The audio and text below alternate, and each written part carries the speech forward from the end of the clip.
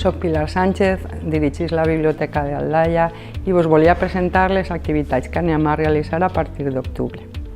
En primer lloc, parlar-vos dels clubs de lectura, alguns dels quals ja els tenim durant un temps.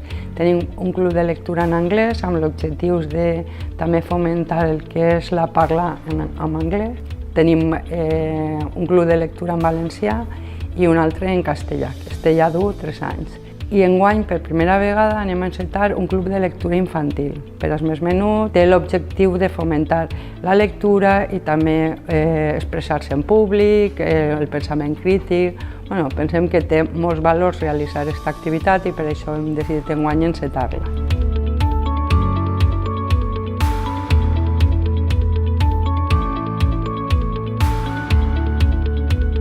També ens visitaran alguns autors.